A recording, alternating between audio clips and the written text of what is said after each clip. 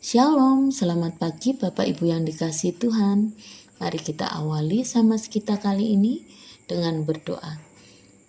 Bapa kami yang di surga, sungguh kami mengucap syukur atas segala kebaikan-Mu, sehingga kami boleh kembali datang menghadap-Mu, Allah yang penuh kasih dan kemurahan. Bimbing kami ya Tuhan pagi ini untuk mengerti dan memahami hati-Mu. Di dalam nama Yesus Kristus kami berdoa dan mengucap syukur. Amin. Bapak Ibu yang dikasihi Tuhan, renungan kita kali ini berjudul Diberkati untuk Memberkati, yang terambil dari Yakobus 5 ayat 1-5. Peringatan kepada orang kaya. Jadi sekarang, hai kamu orang-orang kaya, menangislah dan merataplah atas sengsara yang akan menimpa kamu. Kekayaanmu sudah busuk dan pakaianmu telah dimakan ngengat.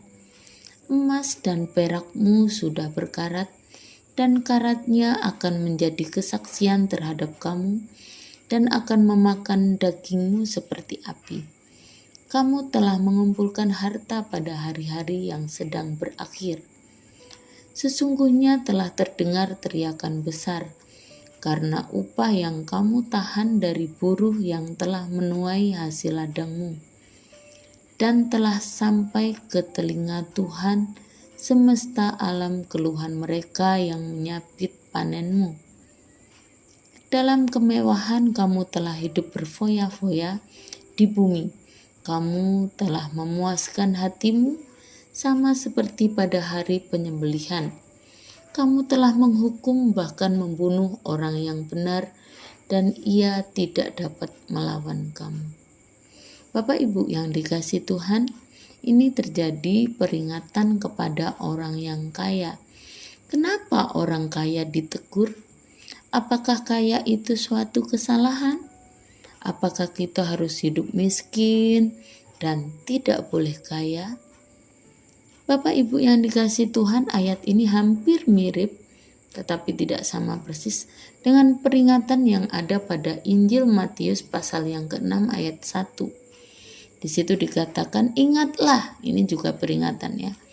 Janganlah kamu melakukan kewajiban agamamu di hadapan orang supaya dilihat mereka. Apakah berarti tidak boleh melakukan kewajiban agama kita di depan orang? Bukan. Tetapi ternyata ada alasan penyerta di sini, yaitu motivasinya pengen dilihat orang. Dalam ayat yang kelima Matius pasal 6 juga dikatakan, dan apabila kamu berdoa jangan berdoa mengucapkan doa dengan berdiri dalam rumah-rumah ibadat dan pada tikungan-tikungan jalan raya supaya mereka dilihat orang. Nah, apakah kita tidak boleh juga berdoa sambil berdiri di rumah ibadah? Soalnya di sini dikatakan jangan mengucapkan doa dengan berdiri di rumah ibadah. Bukan itu, tapi ternyata ada alasan penyertanya. Alasannya apa? Ternyata mereka berdiri karena atau supaya dilihat orang. Jadi ada motivasi tersembunyi, sehingga hal inilah yang diperingatkan oleh Tuhan. Jadi kenapa orang kaya ini diperingatkan Tuhan? Apakah tidak boleh kaya? Tentu tidak. Bukan itu maksudnya. Bukannya tidak boleh kaya. Mari kita lihat bersama. Ternyata di sini juga ada alasan penyerta, seperti ayat-ayat yang tadi saya bacakan. Kenapa sampai ditegur? Kenapa sampai diingatkan orang kaya ini? Yang pertama, di dalam ayat yang keempat dikatakan, sesungguhnya telah terdengar teriakan besar, karena upah yang kamu tahan dari buruh yang telah menuai ladangmu, dari yang menyapit panenmu. Kamu menghukum dalam ayat 6 dan membunuh orang benar, dan ia tidak dapat melawan kamu. Ternyata ada alasan penyertanya di sini kita sudah menemukan. Yang pertama, kenapa orang kaya itu diingatkan?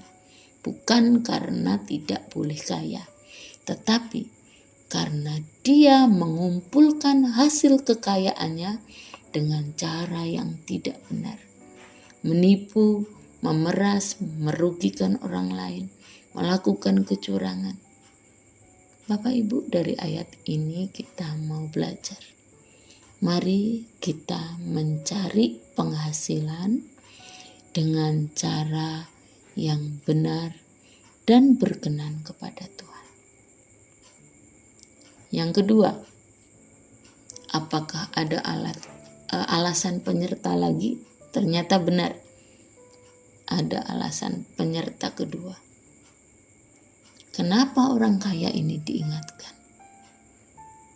Dalam ayat 5, ternyata hasil kekayaannya dipakai untuk foya-foya, dihamburkan untuk memuaskan hatinya, membuang-buang uang untuk sesuatu yang tidak penting.